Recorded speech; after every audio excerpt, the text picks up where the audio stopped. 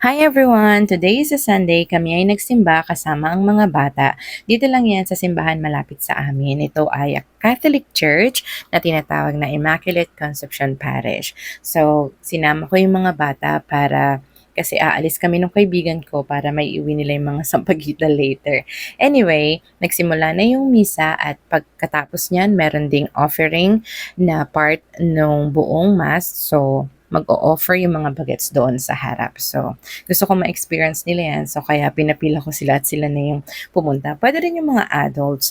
Tapos, merong dalawang schedule ng misa sa umaga, 6:30 a.m. to 7:30 a.m. at saka second mass yung 8 a.m. to 9 a.m. Ito ay second mass na, kaya medyo hindi na ganun karami yung tao kasi mas gusto nila yung first mass, which is Tagalog, kasi yung second mass, English.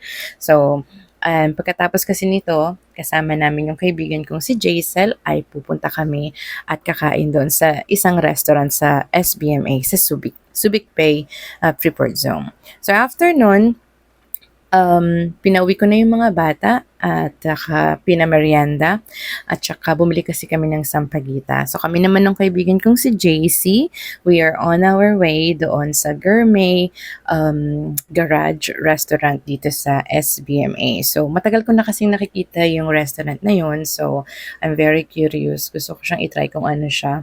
And nakita ko rin meron silang mga pasta, parang Italian something.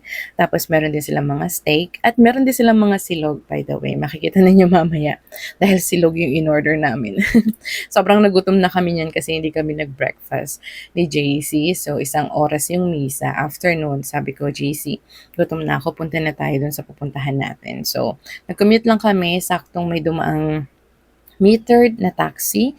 Kaya nag-taxi na kami papunta sa loob nitong restaurant. So, isa sa mga parang disadvantage niya is sadyain talaga siya. Kung nakapunta na kayo sa Subic Bay Freeport Zone, may tinatawag doon na Royal Duty Free. Pwede sigurong sumabay sa bus shuttle ng Royal Duty Free kasi yun ay libre. So, nandito siya, ayan, sa very corner, Gourmet Garage, at meron silang napakalaking menu dyan sa kanilang entrance. So, ito, nakapili na kami ng table at binabrowse na namin yung menu. So, well, in a way, expected na namin na medyo pricey siya kasi nasa loob siya ng Subic Bay Freeport Zone at nga, sabi ko, sadyain siya. So, I feel like parang pa-fine dining yung effect niya. So, ito si JC, namimili din siya ng kakainin. At ito naman yung buong interior ng restaurant. Actually, napaka paano ko ba sasabihin, ang kalma ng restaurant. Siyempre siguro umaga pa, pero yan. Lumipat kami ng mesa kasi gusto namin yung dito, yung maganda yung ilaw sa side dito. Tsaka may mga katabi kami doon na may kasamang mga bata. May magchichikahan kami ni JC, so kailangan namin ng medyo quiet. Joke lang. Gusto lang namin dito sa may cushion. Itong side na to. So, eto na yung order namin. Ang in-order ko ay pork tocino, sweet pork tocino, garlic fried rice, may kasamang atsara doon at saka itong side dish na mga eggs, and meron din silang pa fruits doon sa ano. Ang presentation nila is parang bento style. Hindi na ako gaano nakapag-video. Actually, I wanted this video to be longer than 7 minutes, pero for some reason, hindi ko na nasama yung iba. So, ito na, kumakain na kami. So, umorder ako ng sweet pork tocino with garlic fried rice. Tapos, meron siyang kasamang dalawang eggs. And siguro nasa 300 plus yung presyo niyan. At si JC naman, umorder siya ng VIP tapa na may kasamang garlic rice din at saka dalawang sunny side up eggs. So, yun siya, yung buong meal. And then also, nag-order din kami ng parang creamy ravioli na merong truffle sauce. So, yun yung parang pinaka-pasta. So, gusto namin mag-share. Yun yata is nasa 600 isang order. Pero, for sharing naman siya. So, kaya nga nang sabi ko, medyo pricey siya sa common na pag pumunta tayo sa food court or pag pumunta tayo sa mga kainan sa mall compared dito sa place na to. Well, it's worth it naman kasi gusto ko nga i-try itong place na to. Masarap siya. Tapos nagbibiruan kami dito na masarap ba talaga o gutom lang tayo?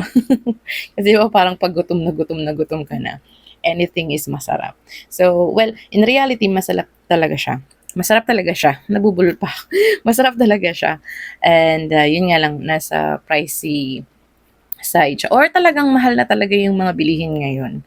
Yun na talaga yung standard ngayon. So, ayan, na-enjoy naman namin siya. Nag-order din ako ng latte kasi gusto ko ng mainit na kape. Medyo umuulan ng araw na yan. At ito si JC, very shy siya sa camera. Sabi ko, konting high lang. Ayaw talaga niya ng, ng camera. Pinipilit ko lang siya. Ako yung annoying friend na nang na namimilit. So, ang ganda ng interior ng restaurant. So, medyo kami na lang yata yung natira dyan nung mga nakasabay namin. Pero after nyan, may mga pumasok na. Kasi nga very early pa. Siguro mga 9 a.m. na to. 9 a.m., 9:30. And then after nyan, kagaya ng nabanggit ko kanina, merong Royal Duty Free sa malapit lang dyan. Naglakad lang kami kaunti. So, as usual, laging sale yung chocolate nila.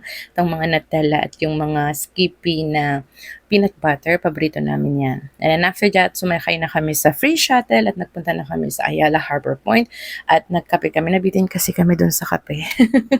Kaya nagpunta kami dito sa Coffee Bean. Umorder kami ng Spanish latte kasi wala silang caramel macchiato, which pareho lang pala ng lasa halos. Sorry sa mga coffee lover. Pero kasi latte naman sila, so medyo parang parehas na sila ng lasa. Matamis na sa sweet side sila. So, ang ganda ng effect ng glass nila dyan. May parang pa-moist-moist. So, si JC, hindi ko alam, naglilista yata siya ng noisy. Hindi, joke lang. Meron kaming dinidiscuss together na kailangan niyang isulat sa notes. So, ayan ulit yung interior ng Coffee Bean. Well, kung madalas kayo dyan, alam niyo na na ganyan yung itsura niya. Pero I just want to like show you, di ba? So, ang ganda ng effect nung moist-moist nung I don't know, sa glass. Kasi umuulan yan, tas medyo humid. So, ayan siya. So, akala yata ni JC hindi ko siya sineseryoso kasi camera lang ako ng camera dito.